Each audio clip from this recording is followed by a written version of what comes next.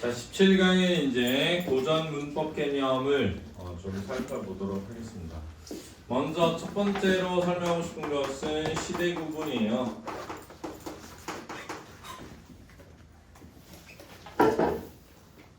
자, 시대 구분은 이렇게 되어 있습니다. 고대 국어가 있고요. 그다음 중세 국어가 있고요. 그다음 근대 국어가 있습니다. 있고요. 그다음 지금 우리가 쓰고 있는 건 현대 국어다 이렇게 얘기를 하고 있어요. 그러면 고대와 중세를 구분하는 기준이 뭐지? 라고 하는 건데 요들을 구별하는 기준인 고려의 건국입니다. 그렇죠?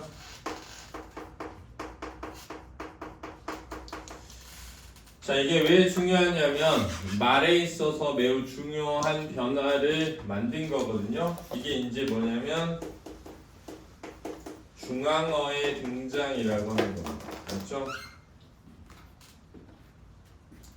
그러니까 지금 우리가 쓰고 있는 어떤 말에 기틀이 되는 말이 이때부터 시작되었다라고 이해하면 될 것 같아요. 원래 이제 고려 건국 이전에는 삼국시대에도 보면 고구려 지방의 말과 백제의 말과 신라의 말이 이렇게 나뉘어져 있었고요. 통일 신라 때는 이제 신라의 말을 중심으로 해서 사용했을 텐데 고려가 건국되면서 개성 중심의 말, 서울 중심의 말이 이제 중앙어로 등장하면서 널리 쓰이기 시작해서 그게 지금 현재 평양말이나 서울말이 되었거든요. 그러니까 현재 우리가 사용하고 있는 말이 뿌리가 그렇죠? 시작이 저 고려의 건국이기 때문에 고려를 우리가 중세국어다 이렇게 얘기를 하는 겁니다. 그렇죠? 그러면 여기 중세와 근대를 구분하는 것은 뭘까라는 거죠. 이건 이제 임진왜란입니다.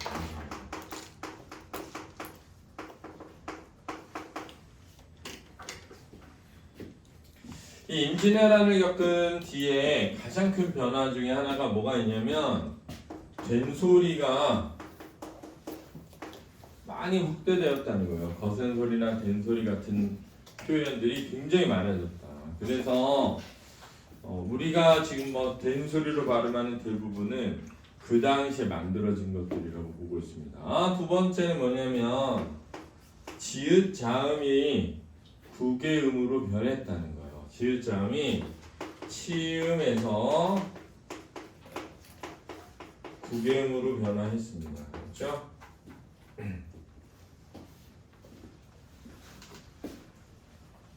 이게 이제 좀 변합니다. 그 다음 이제 여기 근대와 현대를 구분하는 것은 이제 가보개요.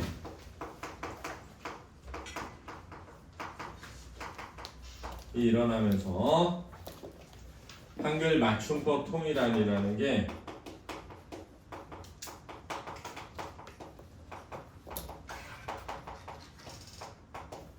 만들어지면서 글에 있어서 그렇죠? 통일이 되기 시작하는 겁니다. 그렇죠?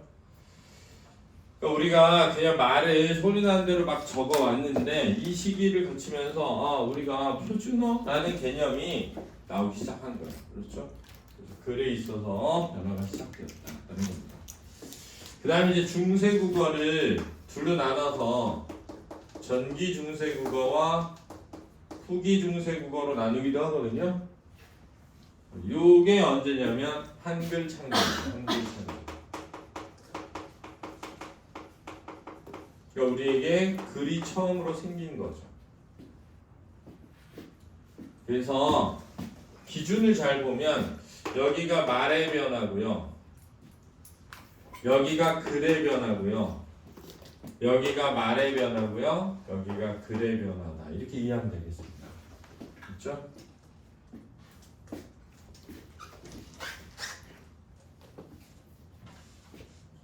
그 다음에 이제 한글 창제가 된 이후에 한글로 기록된 문서들이 나오는데 책들이 나오게 되거든요. 제일 먼저 나오는 게 용비어천가죠.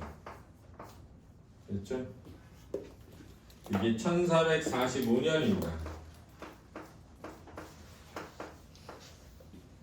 그렇죠? 그 다음에 나온 게 이제 해례본이에요. 해례본. 훈민정음 해례본이라고 하는 겁니다. 그렇죠? 이게 1446년입니다. 1446이요. 그 다음 나오는 게 석보상절이라는 게 나옵니다. 이게 47년에 나오게 되고요. 그 다음에 월인천강지국이 나오거든요. 48년도에 나옵니다.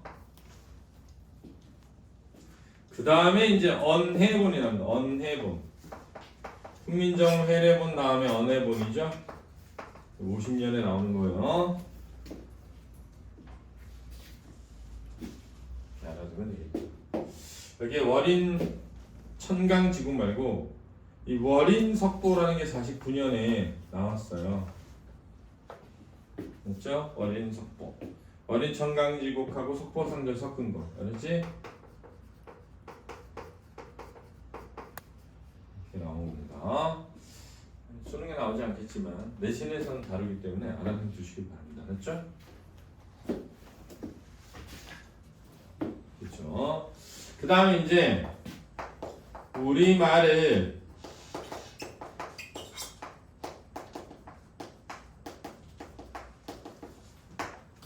적는 방식에 대한 걸 잠깐 설명을 해볼게요. 자, 우리말을 적는 방식에 이제 한자를 빌려서 적었단 말이죠.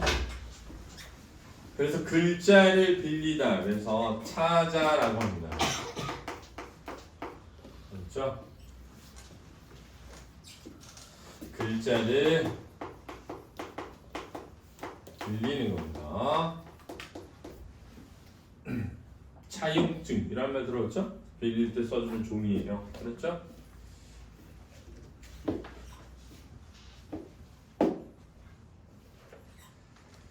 처음에는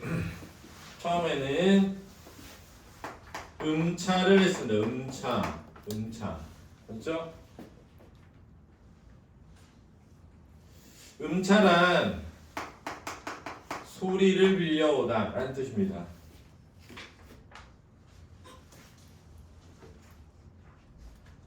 그렇죠? 소리를 빌려오다 라는 뜻이에요. 이해됐죠? 자, 예를 들어서 이런 겁니다. 잘 보세요. 어떤 마을이 굉장히 길어요. 이 오래된 아주 길게 이어져 온 어떤 역사를 가지고 있는 동네다라고 해서 얘가 길동이야 이 동네 이름이. 그래서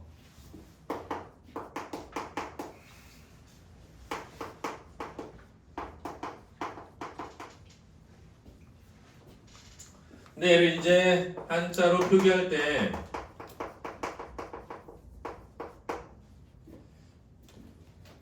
길할 길자를 써서 이렇게 쓸 수 있거든요. 길할 길자를 쓰는 거예요. 근데 얘는 의미는 좋은 일이 있을 이란 뜻이에요. 이걸 길하다라고 하거든요. 소리는 길이죠. 그래서 동네 이름을 적을 때 이렇게 적으면 길동이 되는데 중국인이 얘를 읽을 때, 알았죠? 외국인이 읽을 때 어떻게 읽든 상관없이 그냥 이게 한자로 길할 길자니까 이 동네 이름이 길동이구나, 길동군이네 라고 그냥 읽었다는 거예요. 알았죠? 근데 점점 외국인들이 왔을 때 이 동네가 뭐 길한 동네야? 이렇게 이해하니까 한자의 의미를 아는 사람이 많아지면서 이 동네는 실제로 길한 동네가 아니고 아주 좋은 일이 일어나는 동네라는 뜻으로 쓴 게 아니고 아주 길고 오래 간다는 뜻으로 썼어. 그러면 훈차를 하게 되면 뜻을 빌려서 적기 시작했다는 거예요. 똑같이 한글 이름은 길동문인데, 그렇지? 적혀있기는 길동이라고 적혀있지 않고, 물론 길다 오래되다 라는 뜻으로 썼겠죠. 그래서 길다 오래되다 라는 뜻으로 썼는데 길 영자를 쓰는 거야.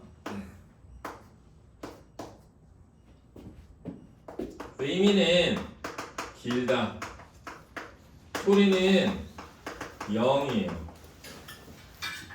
그랬더니 어떻게 됐냐면 잘 봐. 얘가 나중에 한글 이름이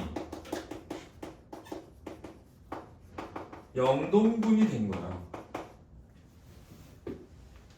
그러면 이 동네 이름이 원래 길동일 때는 우리말인데 영동일 때는 한자어가 됐다는 거죠.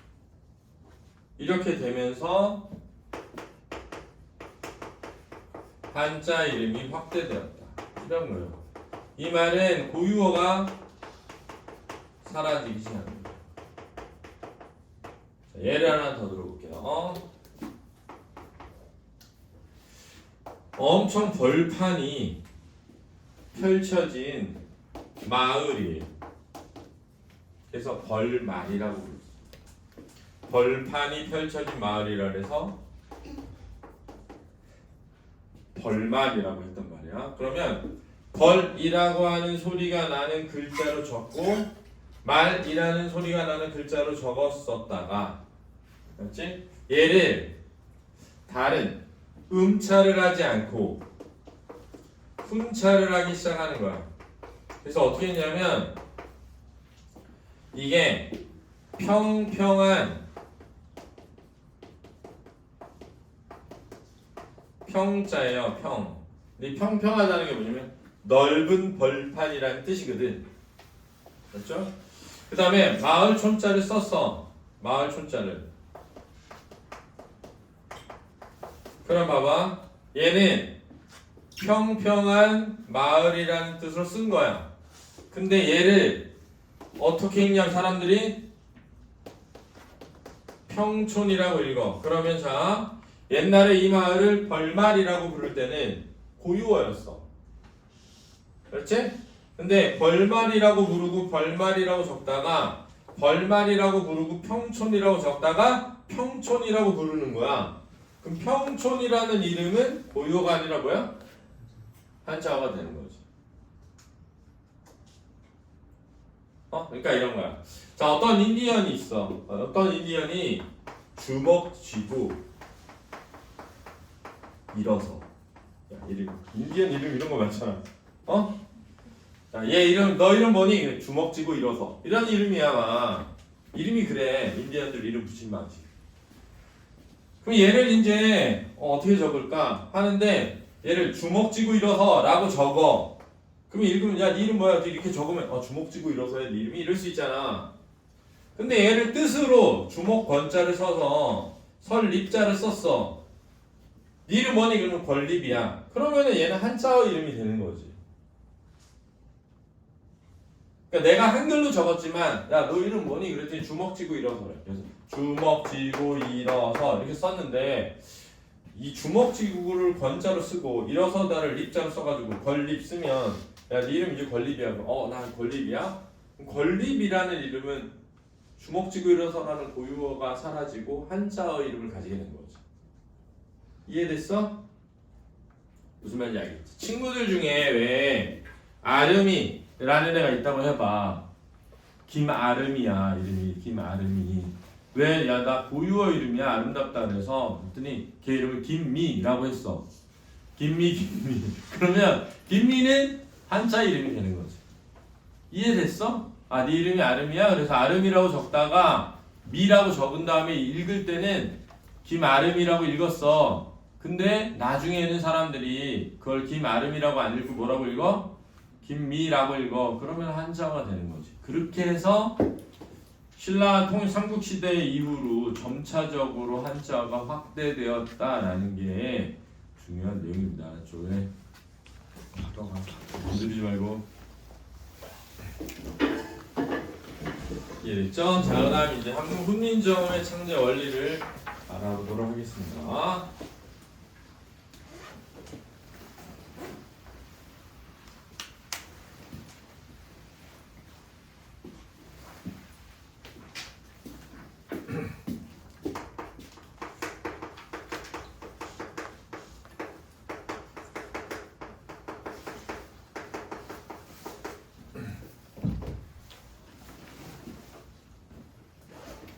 자, 훈민정음 창제 원리는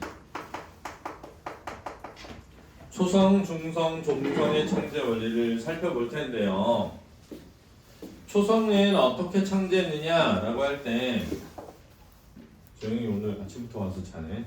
자, 연식이 아닙니다.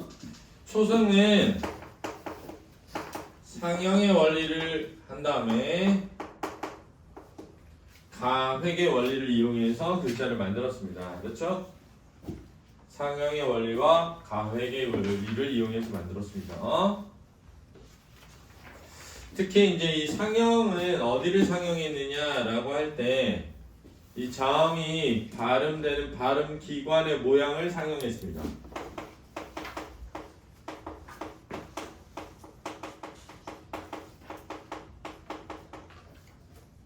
그렇죠? 그런 다음에 그 발음 기관에서 나는 소리가 점점 더 세지는 경우에 그것을 가획으로 표현한 것입니다. 그렇죠? 그런데 같은 위치에서 소리가 다를 때, 그 성질이 다를 때 만든 글자가 있는데 그것을 이체라고 합니다. 이체자라고 하는 거예요. 그렇죠? 이해됐죠?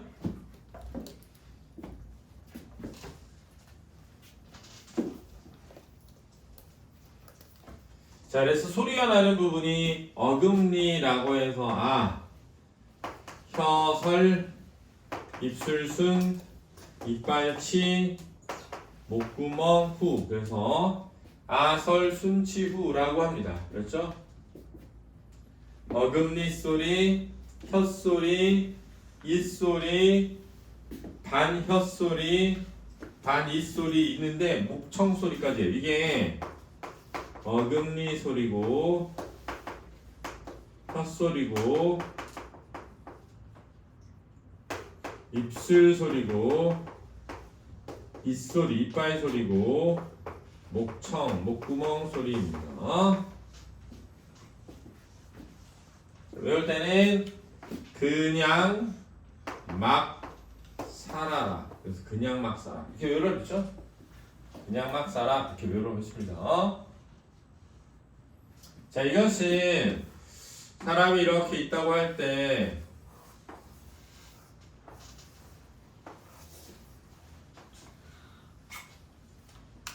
이 모양이에요. 그냥 목젖입니다. 기억이 나는 소리의 위치는 지금 이 부분이거든요.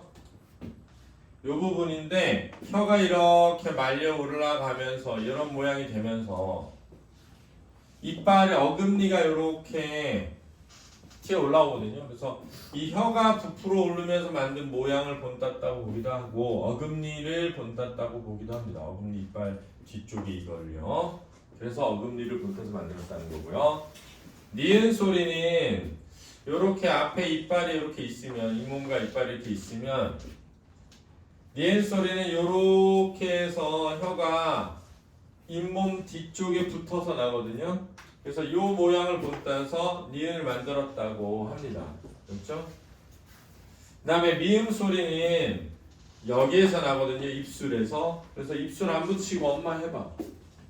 입술을 안 붙이고 엄마 해봐. 안 되잖아. 엄마 안 되잖아. 엄마 안 된단 말이에요. 입술이 부딪혀야 돼. 그래서 세종대왕이 볼 때 이렇게 입술이 이렇게 있는데 입술의 모양이 이렇게 보였나 봐요. 이렇게.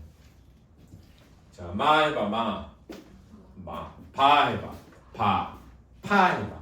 파. 그래서 세종대왕이 볼 때는 마보다는 바가 위로 올라가. 파는 옆으로 커져. 이렇게. 그래서 마, 바 위로 올라라. 파 옆으로 커져라. 마, 바, 파. 마, 바, 파. 이렇게 만든 거죠. 그래서 미음, 비읍, 피읍을 만든 거예요. 그렇죠? 그 다음에 사 해봐. 사 하면 요 시옷 이빨 바로 있는 부분에서 바람이 나가요. 그래서 시옷을 만든 거야. 그렇죠? 그 다음에 이 이응 있죠? 이 이응은 현재 나는 이응이 아닙니다. 잘 봐. 현재 나는 이응은 여기서 나는 거야. 알았지? 현재 우리가 발음하는 이응은 여기서 나는 거고 이 이응은 사라졌어요. 이 이응은 어디서 나는 이응이냐? 여기서 나는 이응이에요. 여기서. 내가 이제 구현해 볼게. 중세구대 시대 이응은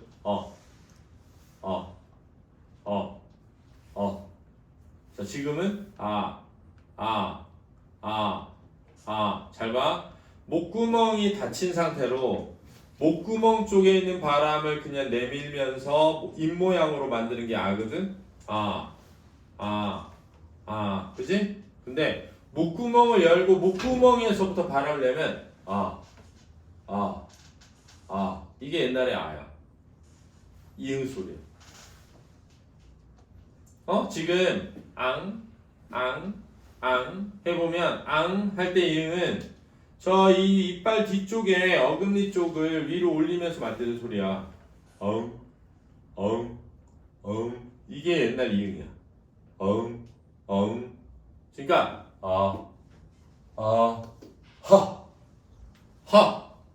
하 해봐. 여기에 올리지. 이 하가 약해져야 이거야. 그래서 이렇게 만든 거야. 이렇게. 기어 뭐야? 기어 이렇게. 그렇지? 닐 디귿 티읕 이렇게 만든 거야. 그렇지? 미음 비읍 피읍 이렇게 만든 거야. 시옷 지읒 치읒 이렇게 만든 거예요. 그러니까 자, 이 지읒도 지금은 여기서 납니다. 지읒이. 잘 봐. 지읒이 여기서 나거든. 그래서 자 해보면 혀가 밑으로 내려가면서 입천정의 중간쯤에서 바람이 나가야 돼. 자. 근데 사는 사는 혀가 윗 이빨 뒤쪽에 살짝 붙어 있다가 그 이빨과 혀 사이의 공기를 이빨 사이로 내보내면서 내는 소리야.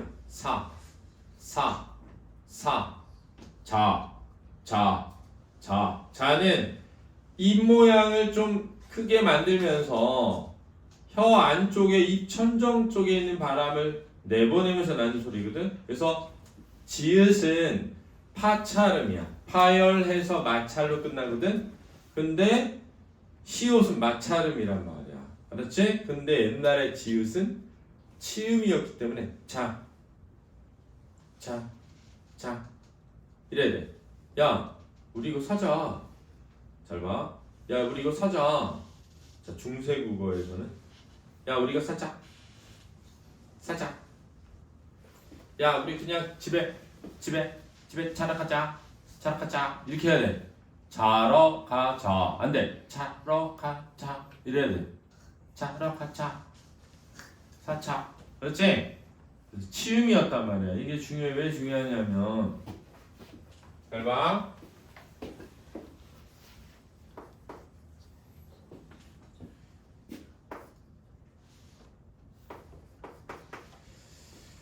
어띠라는 말이 있었어. 어띠라는 말이 있는데 디귿이 치음이고 이 모음이 구개음이거든.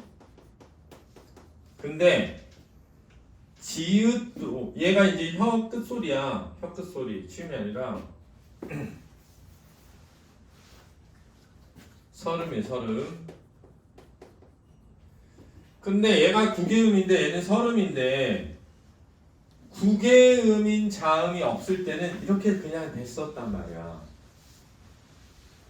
근데 근대국어, 그러니까 임진왜란을 겪으면서 지읒이 치음에서 구개음으로 변하자,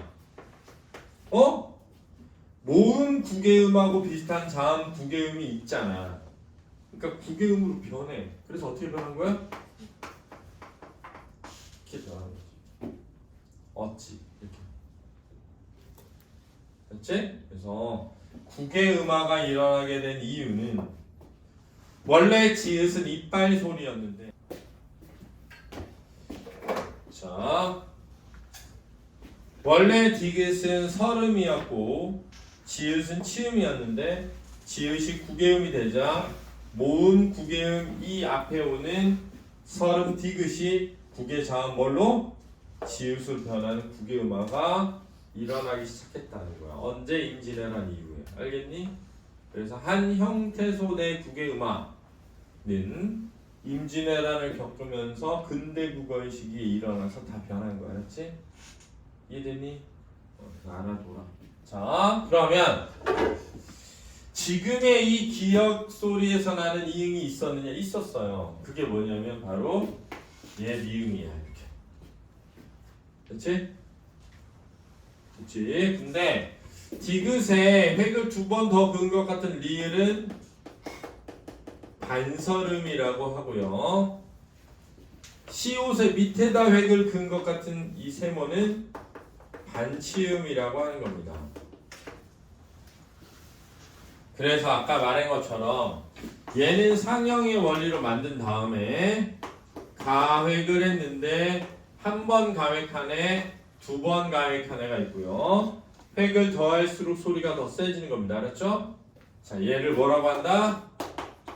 이칠자라고 하는 겁니다. 됐죠? 자, 지워볼게요. 이렇게 되는 겁니다. 그러면 하나, 둘, 셋, 넷, 다, 여, 일곱, 여덟, 아홉, 열, 열하나, 열둘, 열세, 열네, 열다, 열여, 열일곱자죠. 됐죠?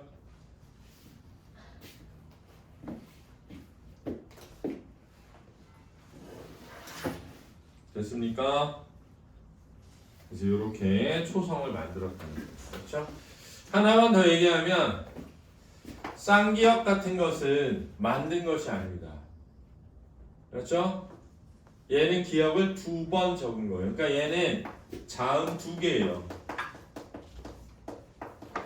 자, 중세는 자음 두 개 있대. 지금 현대국어로 오게 되면 쌍기역은 자음 한 개죠.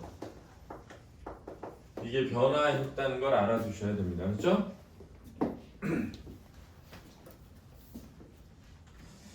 자, 요런 거는 자음 두 개로 적는 요런 거는 창제 원리가 아니고요. 자음을 만든 뒤 그것을 어떻게 운용할 것인가에 해당하는 운용 방법에 대한 겁니다. 그렇죠? 다르다는 거 알아두세요. 자, 우리 오유림이 이제 막 와서 자고 있네. 자, 심심이 나오더니. 네, 여관이 아닙니다. 다시 말하지만 알아두시기 바랍니다. 그렇죠? 그 다음에 이제 언어학계에서는 무슨 얘기를 하냐면, 자, 여기 생긴 모양이 비슷하면, 모양이 비슷하잖아요. 모양이 비슷하면 소리의 특징이 비슷하단 말이에요. 이거를 자질문자적 특성이 있다라고 합니다.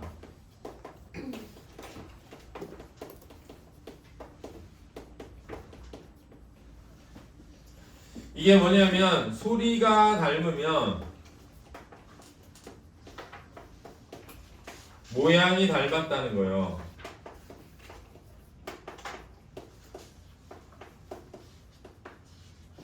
이제 대단한 특징 중에 하나죠. 그렇죠? 예를 들어서 뭐 이게 매 산자거든요. 자, 이게 죽을 사자죠. 그죠? 근데 얘를 우리가 적으면 산이죠. 얘를 적으면 사죠. 그죠? 생각해보면 얘 비슷하니까 소리가 비슷하죠. 당연히 소리 적었으니까 그렇죠. 그죠? 근데 영어에서 얘네 둘은 얘는 B고 얘는 D인데 그죠? 비읍과 디귿은 소리가 안 닮았죠. 근데 B와 D는 뭔가 비슷한 느낌이 있잖아, 그치? 영화는 그렇다는 거예요. 근데 우리는 그렇지 않다라는 거죠. 우리는 생긴 게 비슷하면 소리가 다 비슷하죠. 그렇죠? 왜냐하면 얘도 K로 발음 낼 수 있거든요. 그렇죠? 얘도 K로 발음 낼 수 있거든요. 그렇죠? 소리가 비슷하면 생긴 모양이 뭐하다? 비슷하다라는 게 자질분자적 특성을 지니고 있다라고 하는 겁니다. 알았죠? 자, 그럼 중성으로 가보도록 하겠습니다.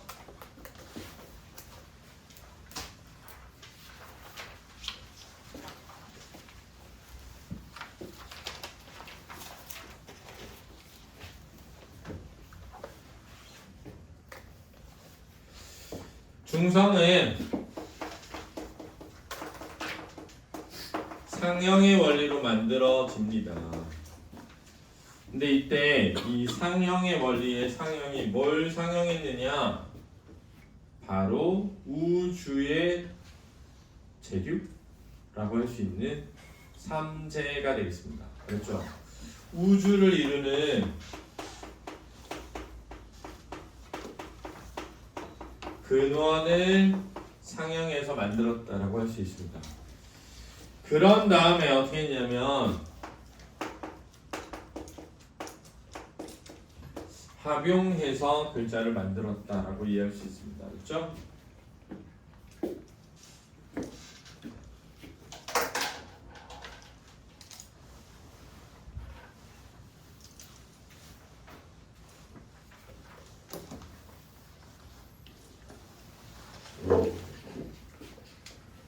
죄송합니다. 합성해서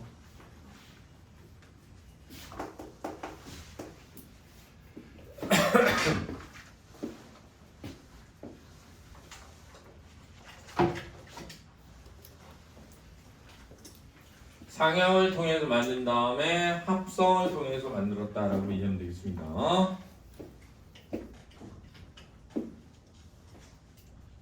자, 그래서 어떻게 만들었느냐? 바로 천, 하늘이 있고요, 땅이 있죠, 지, 사람이 있습니다. 이게 우주를 이루는 근원이라고 생각한 거예요. 자, 하늘의 모양을 상형해서 아래아를 만든 겁니다. 그렇죠? 땅은 평평하니까 을을 만들고요. 사람은 서 있기 때문에 이를 만드는 겁니다. 이게 천지인상제죠. 이거를 상형했다 이렇게 하면 되겠고요. 그 다음 합성해서 만들었거든요. 합성해서 만드는데 이거를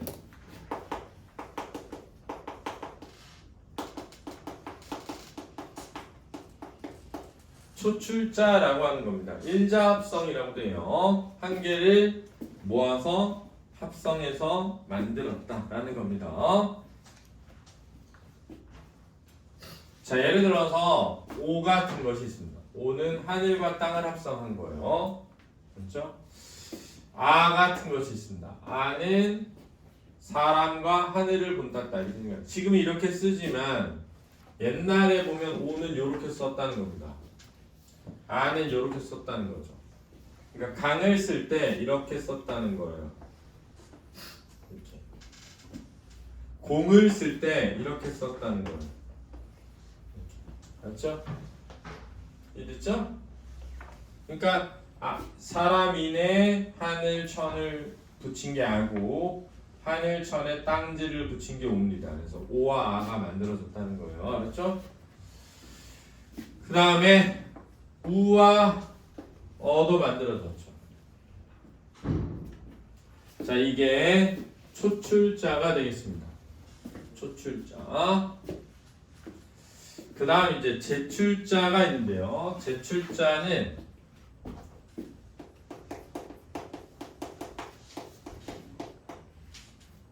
두 번, 이자합성이라고 하거든요. 두 번 한 거예요. 그래서 요라는 게 있고요. 야라는 게 있죠. 그 다음 유라는 게 있고요. 여라는 게 있습니다.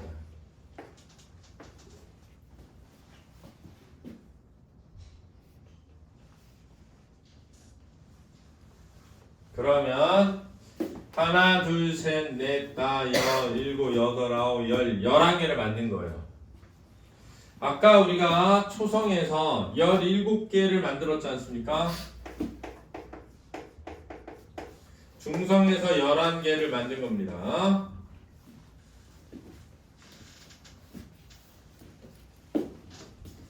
자, 이제 그 다음 이제 받침에 사용하는 종성을 만들 차례인데요. 종성은 만들 필요가 없다라는 걸 알게 됩니다. 세종대왕이. 왜냐하면 초성에 쓴 것들을 다시 쓰면 되기 때문이죠. 소리가 초성에 쓰이는 소리와 같다는 것을 알고 초성에 쓰인 글자를 다시 쓰면 된다는 걸 알았습니다. 그래서 종성은 만들지 말고 다시 사용하자 초성을. 그래서 종성, 부용, 초성이라고 하는 겁니다. 그렇죠? 다시 부자에 쓸 용자입니다. 그렇죠? 자, 이렇게 만들고 나니까 세종대왕이, 자, 지울게요.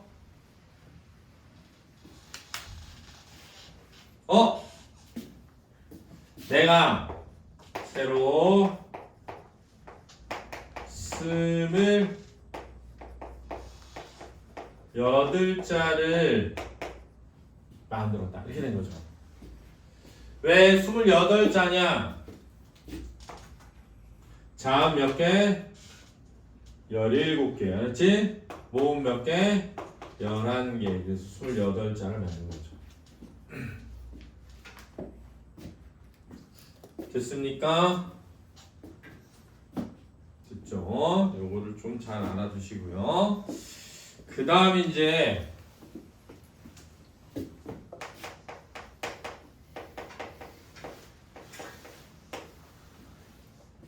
합용이라는 것에 대해서 알아보겠습니다. 합이라는 건 자음을 합해서 또는 모음을 합해서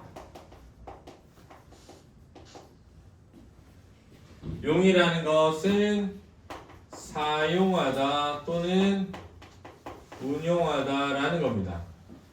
그러니까 합용은 글자를 만든 창제에 포함되는 것이 아니라 글자를 운용하는 운용법에 해당되는 겁니다. 그렇죠? 됐죠? 자, 예를 들면 자음을 합쳐서 사용하는 방법에 병서라는 것이 있을 수 있죠. 그죠?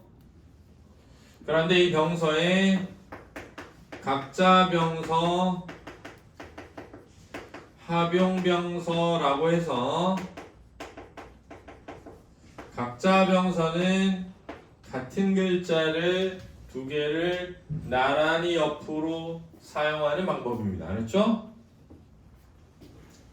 합용병서는 서로 다른 글자를 합쳐서 사용하는 방법이 되겠습니다. 알았죠? 이해됐습니까? 됐죠? 이런 식으로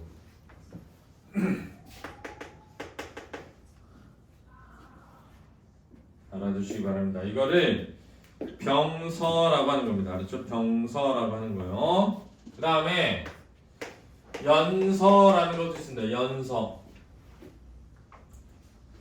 연서라는 거요. 연서는 어떻게 쓰라는 거냐면 요렇게 쓰라는 겁니다. 병서는 요렇게 자음을 합쳐서 사용하라는 거예요. 그래서 예를 들면 미음과 이응을 이어서 쓸 때 이렇게 쓰라는 겁니다. 그렇죠? 비읍과 이응을 이렇게 자음이에요. 그러니까 얘는 다 자음입니다. 피읍과 이응을 이렇게 쓰라는 겁니다. 이게 연서가 되겠습니다. 그래서 얘를 우리말로 뭐라고 하냐면 나란히 쓰기라고 하고요. 얘를 이어 쓰기라고 하거든요. 근데 이 이어 쓰기는 이어 적기와는 다른 겁니다. 이어 적기는 연철이라고 하는 겁니다. 그렇죠?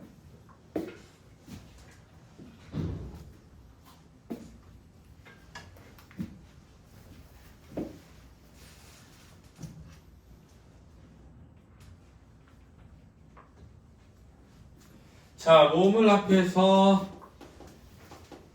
사용하는 글자들도 있죠. 그죠? 얘를 합용자라고 하고요. 와라든가 워라든가 의라든가 왜라든가 위라든가 이런 것들 전부 합용자가 되겠습니다.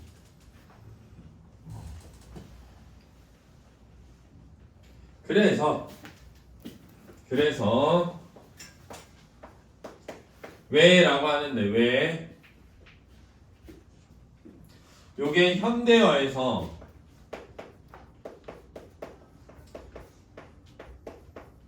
오이입니다. 그래서 왜꽃 그러면 오이꽃이에요. 그래서 현재는 잘 봐.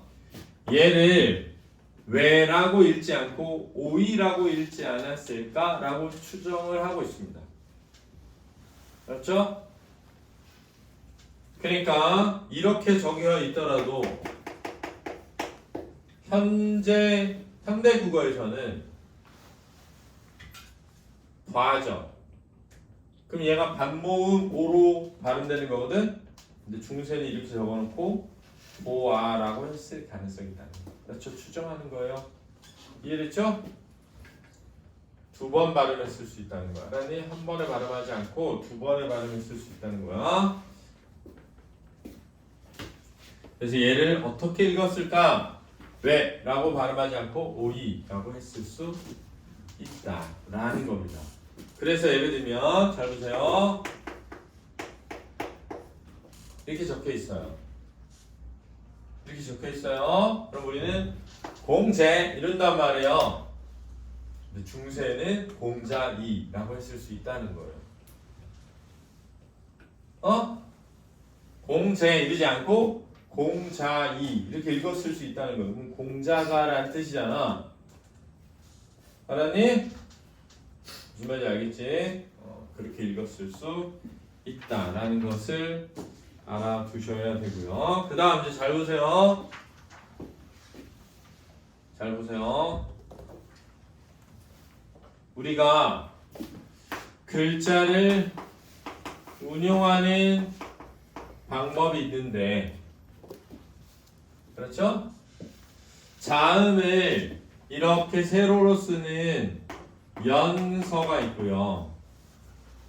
자음을 이렇게 세로로 쓰는, 그렇죠? 자음을 가로로 쓰는 병서가 있고요. 이렇게 쓰는, 그렇죠? 모음을 합쳐 쓰는 합용자가 있었잖아요. 지금 이렇게 배운 겁니다. 그렇죠? 그 다음에 이제 자음과 모음을 같이 쓰는 부서라는 게 있다는 거예요. 부서. 알았죠? 부서에는 오른쪽에 붙여 쓰는 부서와 아래쪽에 붙여 쓰는 부서가 있어요. 하서라고 합니다. 우서, 하서. 그래서 예를 들면 이런 거예요. 잘 보세요. 가, 거 이런 거 있잖아요. 어? 갸, 겨 이런 거는 오른쪽에 붙여 쓰라는 거예요. 그렇죠? 근데 고, 구, 규, 교, 규 이런 거 있잖아요. 아래야. 이런 건 아래쪽에 붙여 쓰라는 거예요. 그래서 부서란 자음과 모음을 어떻게 섞어 쓸 것인가에 대한 거다라는 겁니다. 알았죠? 됐죠? 자, 지겹겠지만 천천히 들어보세요. 알았죠? 지금도 빨리 끝내고 싶은 마음이 굴뚝 같아. 그래서 그냥 다 건너뛰고 싶어. 읽어봐라. 근데 그러면 안 되잖아. 알았지? 중세고 어려워요. 차근히 설명해 주는 거 하나하나 잘 들으세요. 알았죠? 그 다음에 잘 보세요.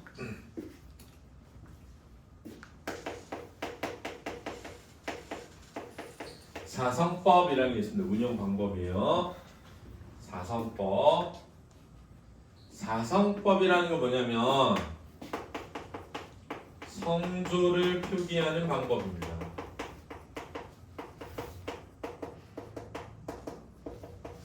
그렇죠? 성조를 표기하는 방법이에요. 성조란 높낮이나 그렇죠? 길이를 의미하는 거예요. 그렇죠? 소리의 높낮이나 길이를 의미하는 것을 성조라고 하는 겁니다.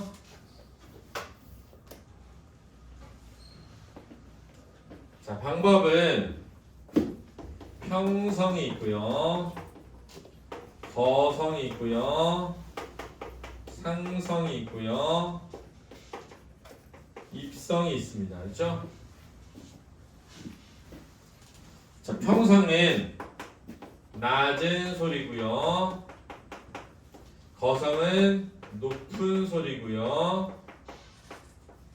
상성은 표현이 이렇게 처점에는 낮았다가 나종에는 높은 소리 이렇게 나와요. 낮은 소리에서 높아지는 소리고요. 입성은 김진욱 빨리 끝맺는 소리예요. 이렇게 되겠습니다. 자, 표시 방법은 평성은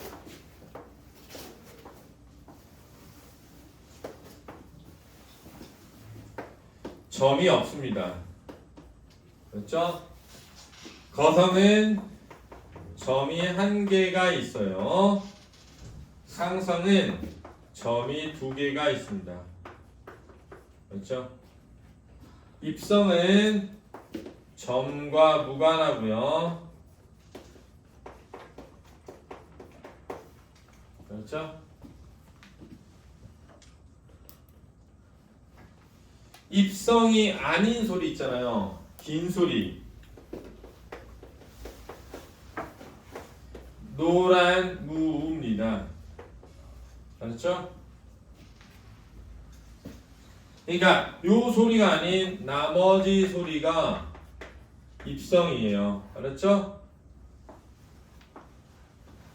이렇게 이해하면 되겠습니다.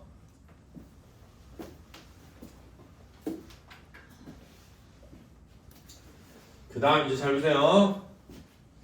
자, 종성의 제자 원리는 뭐였죠? 종성, 부용, 초성입니다. 알았죠? 종성의 운용법은 뭐냐면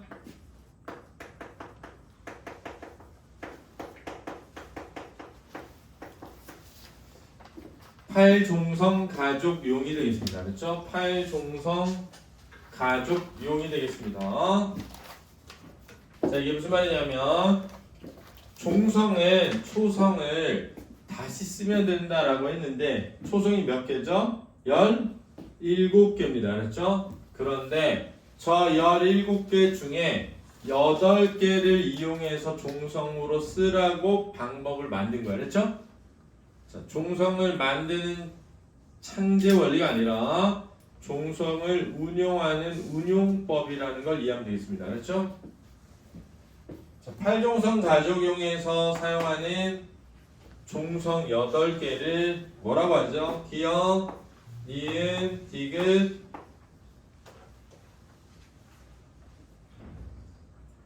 리을, 미음, 비읍, 시옷, 이음. 하나, 둘, 셋, 넷, 다, 여, 일곱, 여덟 개. 이렇게 되어 있습니다. 그렇죠?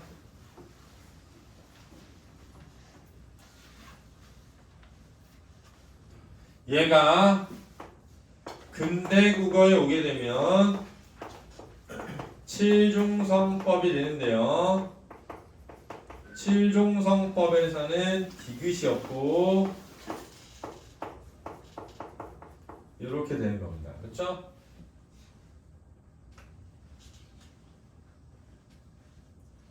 얘가 현대 국어에 오게 되면 자음을 모두 표기하는 방식으로 바뀌고 단 소리가 나는 것은 그놈 다리만 보여니까 시옷이 빠졌죠. 그렇죠? 그래서 이렇게 묶어서 알아두면 좋겠습니다. 그렇죠?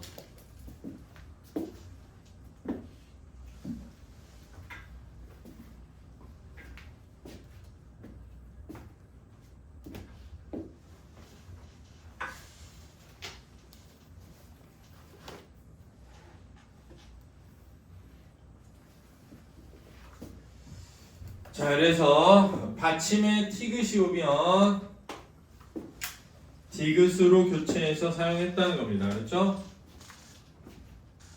받침에 피읍이 오면 비읍으로 교체해서 사용했다는 것이죠.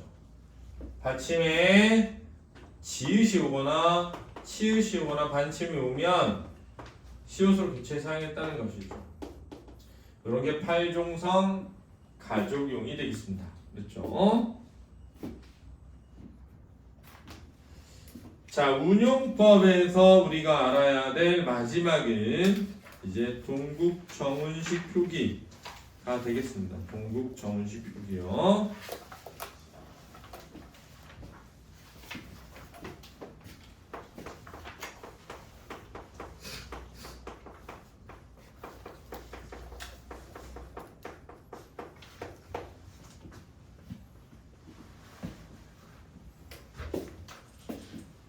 자, 동국정운식 표기라는 것은 무엇을 의미하냐면 실제 한자음에 가깝게 표기하는 겁니다. 그렇죠?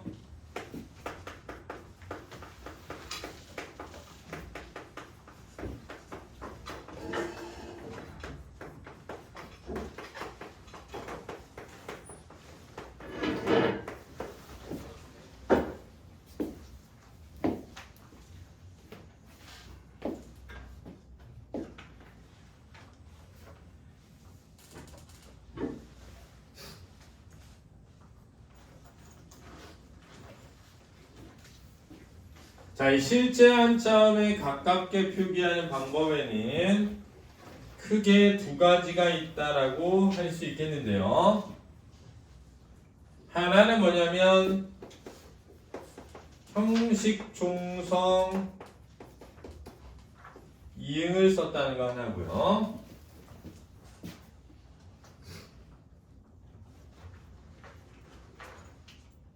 그렇죠? 하나는 뭐냐면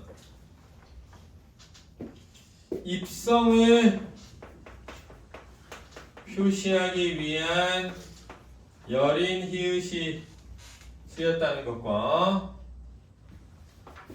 순경음을 표시했다는 것 등이 있겠습니다.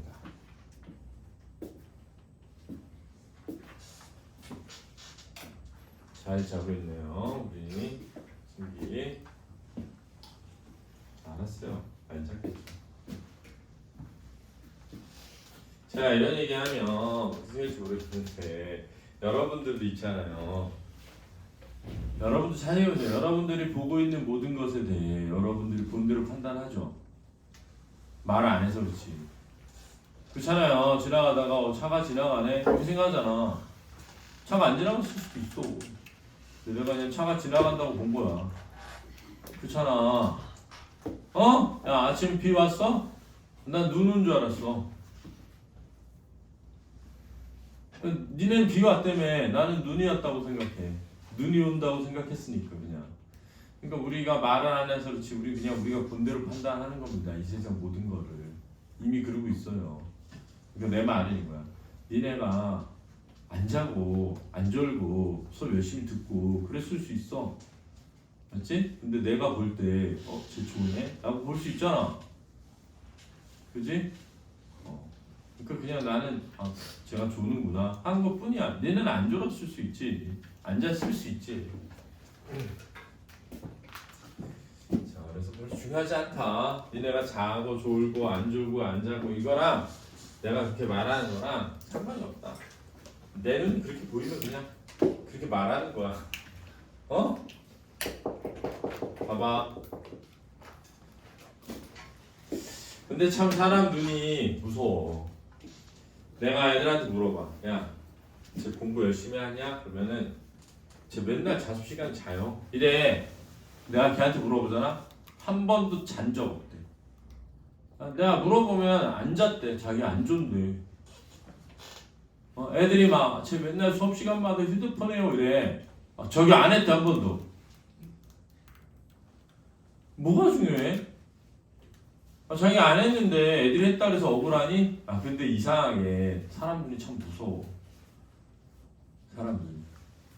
그래서 안 졸았다라고 하는데 쟤 맨날 잠시간 졸아요 하는 애는 성적이 안 나와.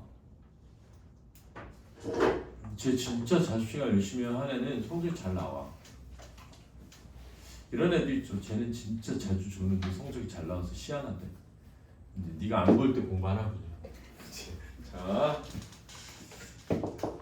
자, 예를 들어볼게 이제. 잘 봐.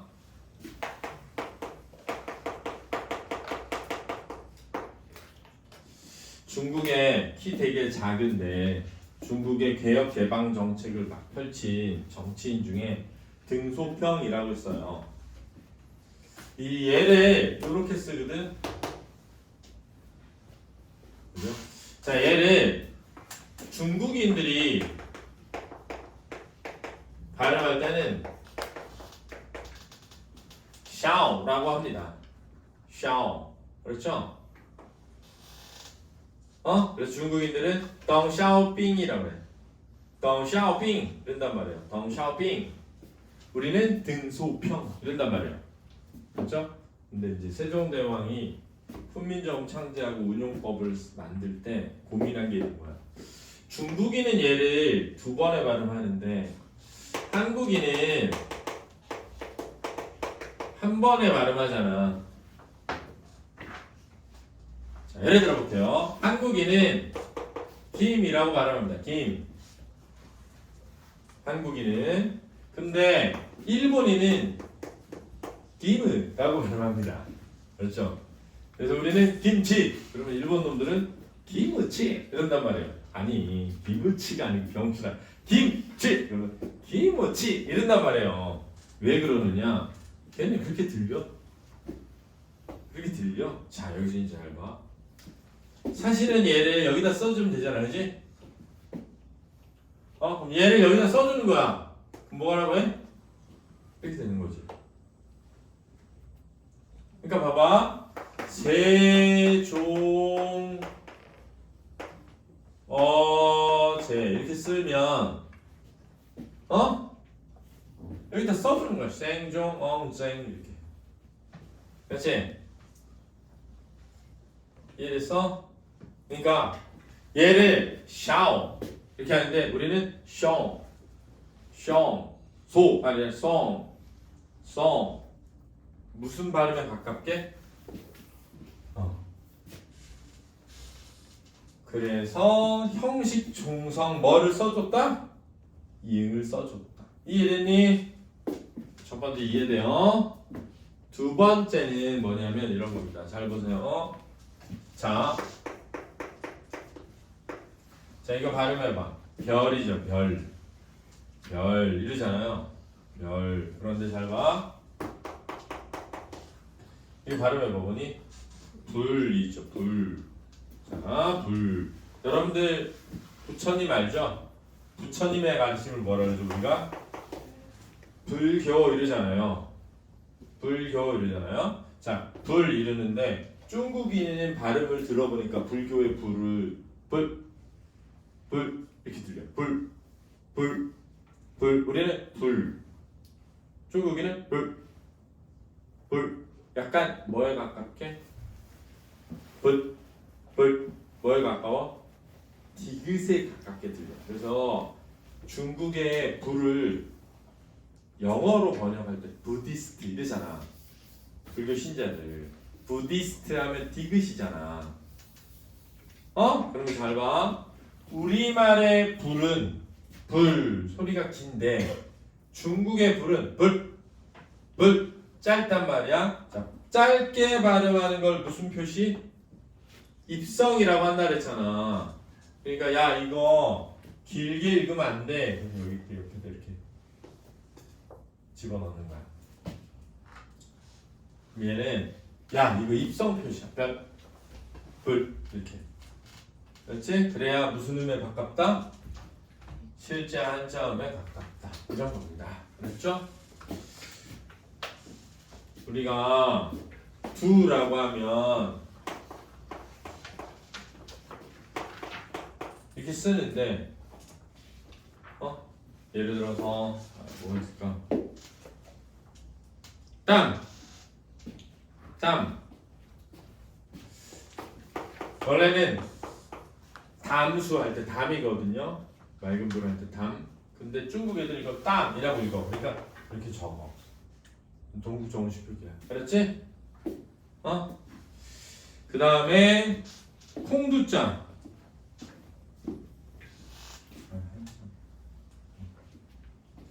한자에 콩두자인데 중국인들은 약간 이렇게